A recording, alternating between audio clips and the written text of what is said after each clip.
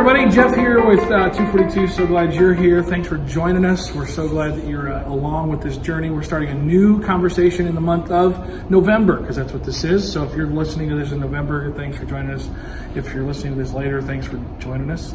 It's awesome. Anyway, hey, thanks to Pastor Gary last week setting us up, showing us what the canon looks like as we dive into this series called True. It's a great foundational thing for us. Today, we're going to dive into the idea of doubt and what do we do with our doubt. But before I do that, I want to tell you, first of all, November 10th, we're heading up to Fort Wayne to serve the homeless. And so if you aren't doing it on the 10th of November, join us. Information is available on the Facebook page, the Instagram, the Twitter, all of the things. And if you got questions, contact Noah Cook, and we'll get that information to you about how you can jump in and help the homeless of Fort Wayne. Super excited about that on November 10th.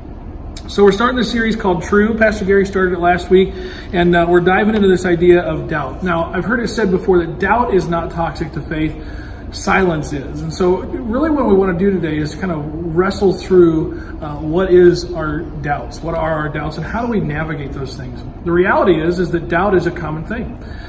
When you're driving down the road, you have a level of doubt as to whether the person is actually going to turn or not, because they don't know how to use their turn signal.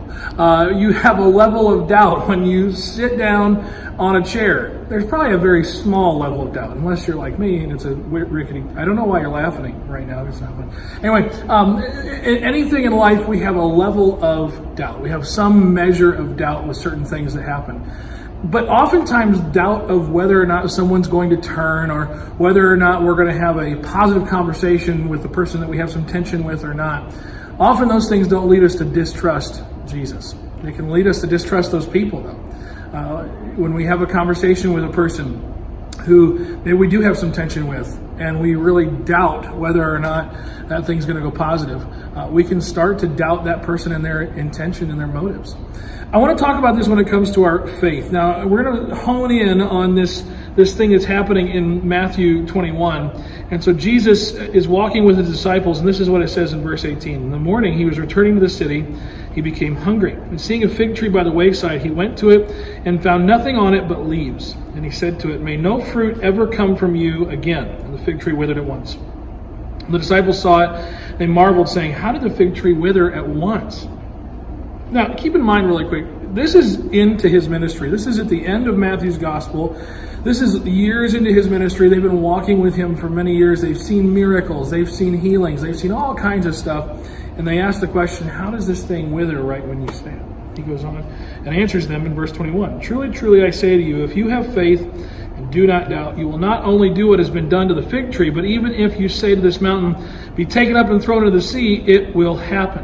And whatever you ask for in prayer, you will receive if you have faith." Now, I want to hone in on this word that's used here, this doubt word in verse 21. Now, the Greek for it is diakrino. And the definition here is not necessarily like to question, honestly. The word means to separate thoroughly or to withdraw from. So to separate thoroughly or to withdraw from. And so when you use it in the terms of this, what basically it means is that you're pulling away from your trust in this thing or this promise or what is going to come, right? So take the tension conversation with a friend or a person. When you doubt that person, this word is saying that you pull away, you withdraw from your trust, your confidence, believing that this person has the best intention. In this case, believing that the promise that Jesus is about to relay to his disciples is true.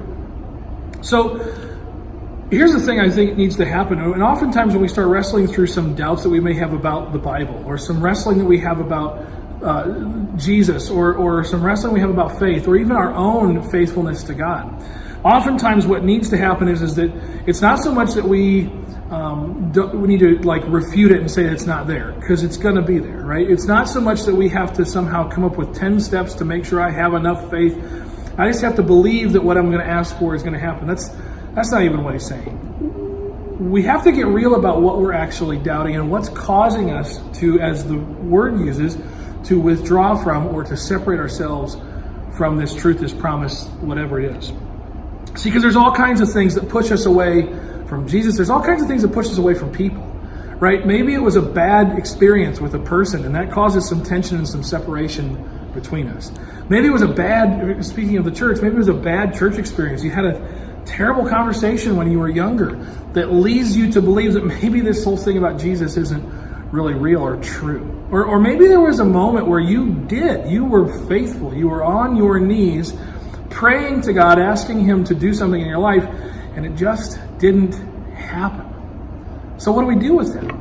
Well, I think the reality is that oftentimes we can get frustrated about other people's inaction or the way things are, and we place blame on the other person, we place blame on this other situation. But the reality is here, Jesus isn't talking about, you know what, James, if Peter has enough faith, that mountain will throw itself into the sea. What he's saying is are you connected? Do you believe that when you ask me, do you believe that when you come to me, that the best thing's going to happen? And I can't explain why bad things happen in your life, but I can explain that God says He's going to be with you through the whole process. I can tell you that for those who love Him, He is working things out for the good. And sometimes your good isn't your happiness, it's your holiness. And so the things that God's going to work in your life may cause you to go, well, I wasn't happy through that situation. Well, that's fine. Maybe He's maturing you to something different, something more. And it causes you to withdraw because you apply something that's maybe just not really there. So we've got to get real about what our doubts truly are in.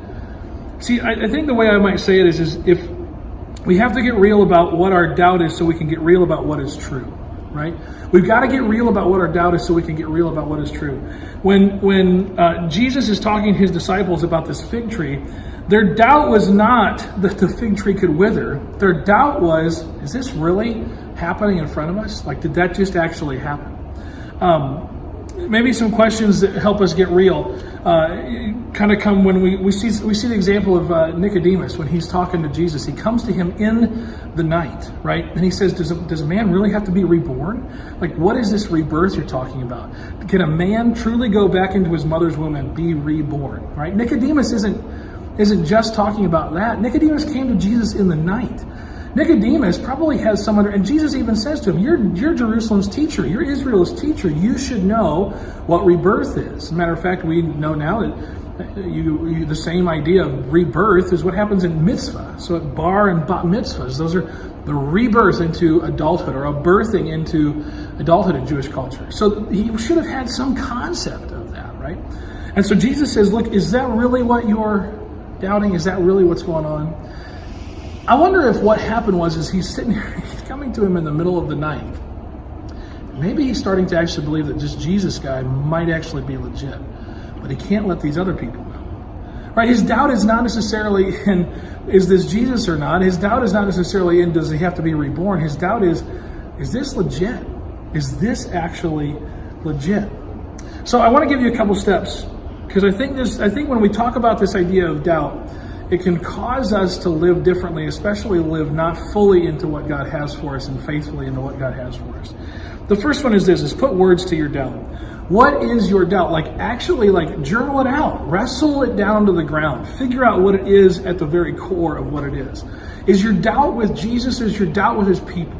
Is your doubt with Jesus or is your doubt with the way in which He decides to move in your life? Is your doubt with Jesus or is your doubt with the way that someone has explained Scripture? Is your doubt with the Bible, or is it just because you don't understand, your own wrestling with it? So put words to your doubt.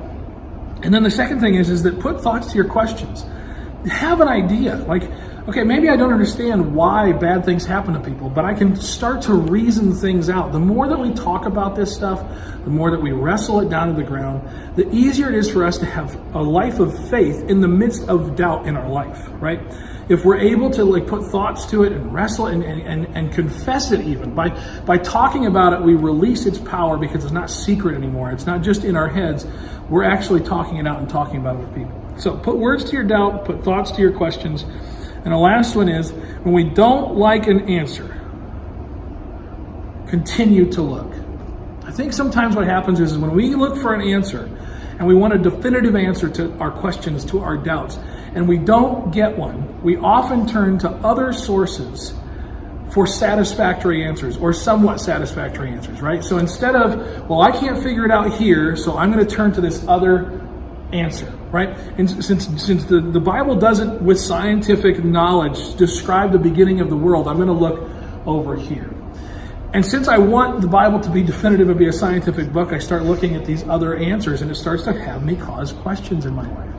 So perhaps the thing is not necessarily to look to other reasons, but to recognize maybe those things, maybe I need to start asking different questions, or maybe I need to continue to wrestle these things to the ground.